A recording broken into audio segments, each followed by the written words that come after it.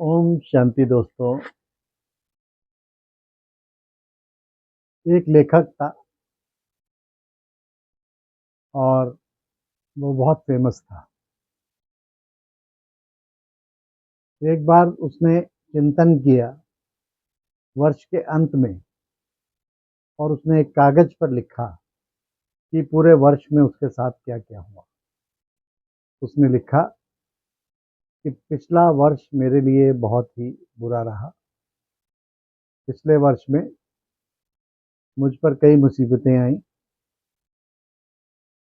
सबसे पहले तो मेरे पेट में ट्यूमर हो गया था और कैंसर का शक था।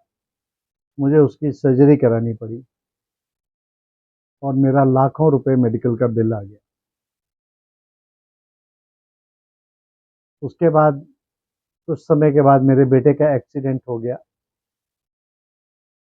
वो बाइक चला रहा था, बाइक से गिर गया, फिर फ्रैक्चर हो गया और वो काफ़ी लंबे समय तक हॉस्पिटल में एडमिट रहा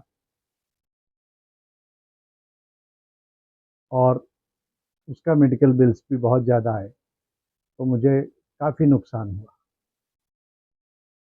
तीसरा, मैंने म्यूचुअल फंड्स में पैसा लगाया था। पिछले साल में मेरे काफ़ी म्यूचुअल फंड्स के रेट गिर गए, तो मुझे काफ़ी लॉसेस हुए। तो इस नाते भी मेरा साल बहुत ख़राब रहा। और चौथा, मेरी जो बुक लिखी थी मैंने, उसको पब्लिश कराने के लिए मैं कई पब्लिशर्स के पास गया, कहीं भी मुझे अच्छे पैसे नहीं मिले। तो वो बुक पिछले साल मेरी पब्लिश नहीं हो पाई, तो मुझे अर्निंग पिछले साल नहीं हो पाई। मेरा काफ़ी लॉस रहा।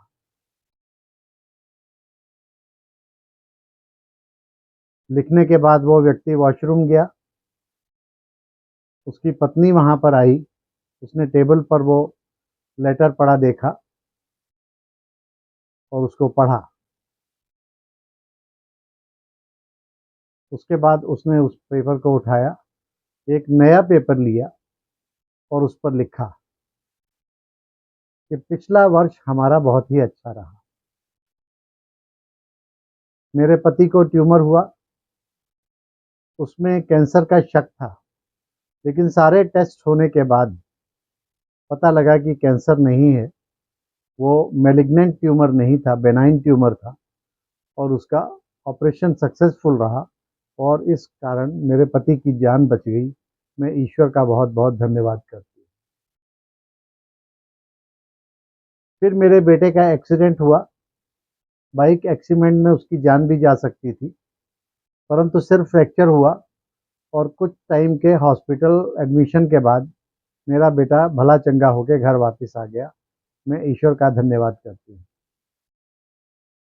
म्यूचुअल फंड्स में हमारा पिछले साल लॉसेस हुए, रेट गिर गए, शेयर मार्केट गिरी थी, लेकिन पिछले साल हम उसमें प्रॉफिट नहीं ले पाए। लेकिन इस साल अब फिर रेट बढ़ने शुरू हो गए हैं और मैं उम्मीद करती हूँ कि पहले से कहीं ज़्यादा प्रॉफिट हमें म्यूचुअल फंड्स दे के जाएंगे। तो इस नाते मैं पॉजिटिव हूँ कि अब हमें बहुत ज़्यादा बेनिफिट शेयर मार्केट में होने वाला है और म्यूचुअल फंड्स हमें बहुत अच्छा प्रॉफिट्स देंगे। और चौथा, मेरे हस्बैंड की बुक पब्लिश नहीं हो पाई क्योंकि किसी भी अच्छे पब्लिशर ने उनको अच्छा अमाउंट नहीं दिया। लेकिन मुझे उम्मीद है कि देर अगर होती है तो उसमें भी कोई ना कोई अच्छाई होती है। इस साल 2-3 प्रपोजल्स आए हैं उनकी बुक्स के लिए और मुझे उम्मीद है कि बहुत ही अच्छे रेट्स पे उनकी बुक पब्लिश हो जाएगी और हमें बहुत ज़्यादा बेनिफिट होने वाला है। ये पेपर उसने लिखा और वहाँ पर उसकी टेबल पर रख दिया। जब पति आया, उसने वो पढ़ा,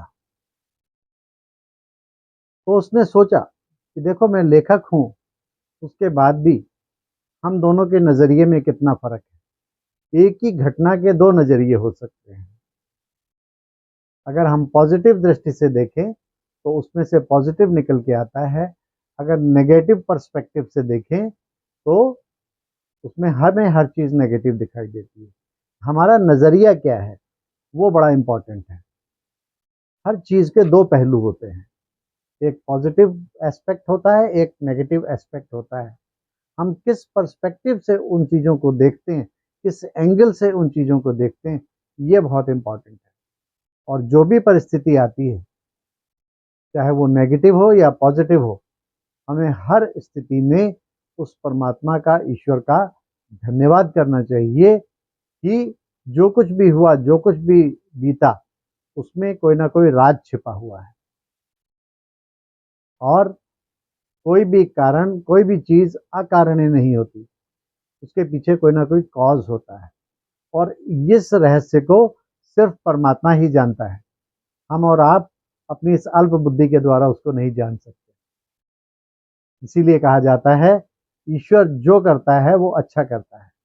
वो अगर हमारे जीवन में दुख भी आता है तो उसके पीछे भी हमें एजुकेट करने के लिए या लेसन देने के लिए आता है कि हम उस दुख को अपने जीवन में कैसे लेते हैं, उस समय हमारी स्थिति कैसी होती है, हम उसको सहन करने की कितनी हमारे अंदर शक्ति है, ये हमारी चेकिंग होती है।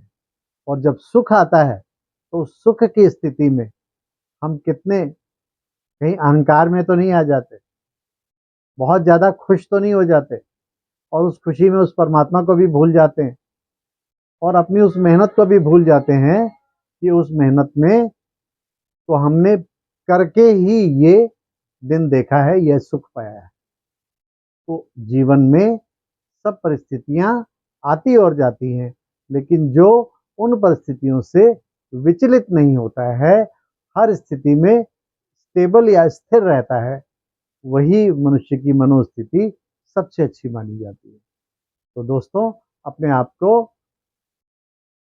हर स्थिति में संभालने की, हर अपने आप को हर स्थिति में स्टेबल रखने की अगर हम आर्ट सीख जाते हैं, यही जीवन जीने की सच्ची कला है। अच्छा दोस्तों, ओम शांति।